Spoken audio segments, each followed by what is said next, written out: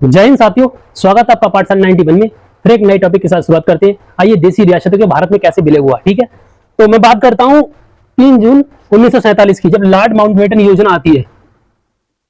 Lord Mountbatten योजना आती है और इसका कहना होता है कि दो राष्ट्र की मांग कर देती है, यानी कि एक भारत और पाकिस्तान। ठीक है, तो फिर दो राष्ट्र की या दो राज्य की मांग हो जाती है और यहां पर कंडीशन रखी जाती है देसी रियासतों के ऊपर, या तो आप भारत में शामिल हो जाइए, या फिर आप पाकिस्तान में शामिल हो जाइए, या फिर आप अपना एक स्वतंत्र राज्य घोषित कर दीजिए, राष्ट्र घोषित कर दीजिए। ठीक है, ये भी है। फिलहाल क्या था कि भारत में कितनी 565 देसी रियासतें थी। ठीक है, 565। तो देसी रियासतों को भारत में विलय करने का काम और ये दिया था सरदार वल्लभ भाई पटेल को। ठीक है, तो उन्होंने क्या करा था कि 562 देसी रियासतें बहुत आसानी से ही मतलब भारत में शामिल होने की बात हो गई उनसे। ठीक है, फिर नेक्स्ट क्या था कि जो 3 देसी रियासतें थी ये कैसे शामिल हुई थी, बस टॉपिक यही है आज का। ठीक है, पहली जो देसी रियासत थी जम्मू कश्मीर। ठीक है, जम्मू एंड कश्मीर। दूसरी देसी रियासत थी जूनागढ़। ठीक है, जूनागढ़। और तीसरी जो देसी रियासत थी हैदराबाद। ठीक है, हैदराबाद, हैदराबाद। ठीक है, जम्मू कश्मीर में राजा कौन थे?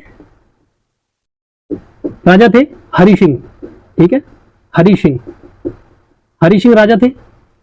जूनागढ़ में हिंदू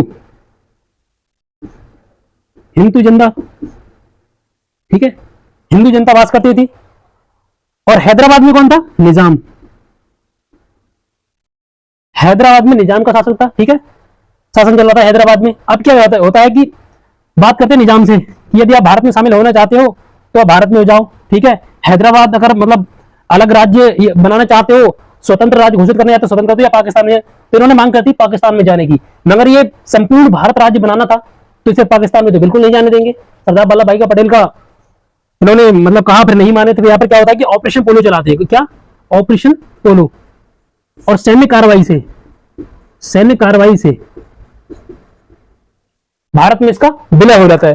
अब बात आती है ऑपरेशन पोलो। पहली बात तो पूछता नहीं है कि कब लागू हुआ था, कब चालू हुआ था, तो ये सितंबर 1948 में, ठीक है, ऑपरेशन पोलो चला था। अब बात करते हैं जूनागढ़ की। हैदराबाद हो गया, जूनागढ़ की बात करी थी, तो जूनागढ़ ने अपना स्वतंत्र राज्य घोषित करने की बात कर दी। मगर ऐसा नहीं हो सकता है। इन्होंने कहा ऐसी बात नहीं मानी जाएगी। सरदार वल्लभ भाई पटेल बोलते हैं ऐसी नहीं मानी जाएगी, हम यहाँ की जनता से बात करेंगे। इन्होंने क्या था, जनमत संग्रह करा दिया। जनमत संग्रह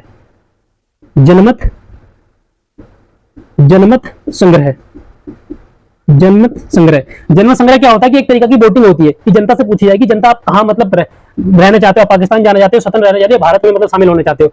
तो जनता ने भारत में रहने की वोटिंग कर दी, बात होगी, और ये जनमत संग्रह से भारत में विलय हो गया।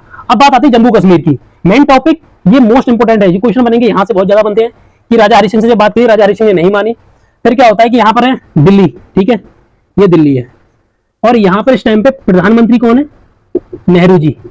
ठीक है, पंडित जवाहरलाल नेहरू। ठीक है, और गृह मंत्री कौन है? गृह मंत्री हमारे सरदार वल्लभ भाई पटेल। सरदार वल्लभ भाई पटेल जी यहाँ पर गृह मंत्री हैं। और एक व्यक्ति और थे यहाँ पर, मेनन साहब थे। ठीक है, इतने में ही यहां पर क्या होता है कि पाकिस्तान जम्मू कश्मीर पे अटैक कर देता है। ठीक है, ये अटैक कर देता है जम्मू कश्मीर पे। ठीक है, अटैक कर देता है, तो राजा हरि सिंह दिल्ली से यानी कि जवाहरलाल नेहरू से कहते हैं कि हमें अपनी आर्मी मतलब प्रोवाइड करा दीजिए। तो जम्मू कश्मीर मतलब आर्मी भेजने की बात करते हैं, मतलब मांग करते हैं कि हेल्प कर दीजिए हमारी। यानी कि जम्मू कश्मीर में यहाँ पर क्या कहता है, यानी कि हेल्प मांगते हैं राजा हरि सिंह। तो नेहरू जी कहते हैं बिल्कुल हम अपनी आर्मी भेजते हैं। मगर सरदार पटेल जी कहते हैं कि नहीं, पहले हम क्या करेंगे, पहले आप राजा हरि सिंह से कहिए कि विलय पत्र पर हस्ताक्षर कर दीजिए, हम अपनी सेना वहां भेज देंगे। ऐसा ही होता है, मेनन साहब को यहाँ भेज देते हैं और विलय पत्र